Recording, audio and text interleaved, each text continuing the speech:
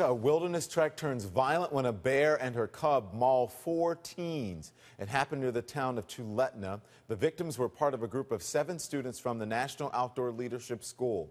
They were taking a course on backpacking.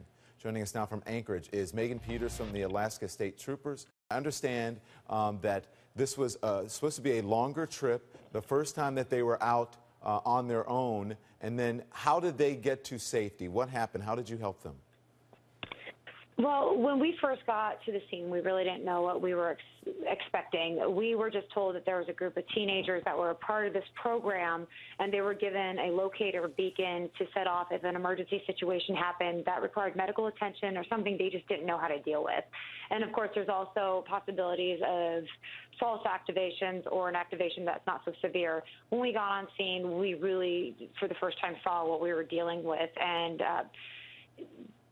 they were mauled very severely. There were 2 that were seriously injured with life-threatening injuries, 2 seriously injured with non-life-threatening injuries, and there were 3 others that either received minor injuries from the bear or had exposure-related issues.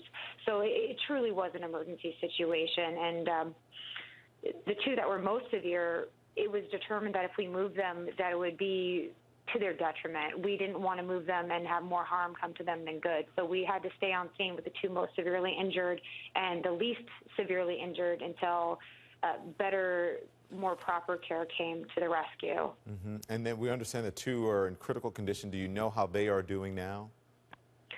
I actually haven't gotten an update, but 4 are in critical condition. 4 are in critical condition, 2 with life-threatening injuries, 2 with non-life-threatening injuries.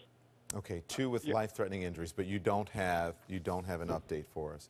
Have you been able to locate the mother and her cub, and are you going to put them down? We have not laid eyes on the bear and the cub at this point in time. One of the things that we were most concerned about, though, after we got this group of kids out of the field is there were other groups of teenagers out there participating in the program in the general vicinity of where the attack occurred. And our biggest fear is that another group would stumble across the same bear and have a similar outcome, and we wanted to do everything possible to avoid that. We had a trooper in his airplane circling around the area until he located another group. He was able to land, tell them about the mauling. Those teenagers are now going back to their base camp and waiting for extraction from the area. Okay. Well, we wish them the very best. Megan Peters, thank you from the Alaska State Troopers.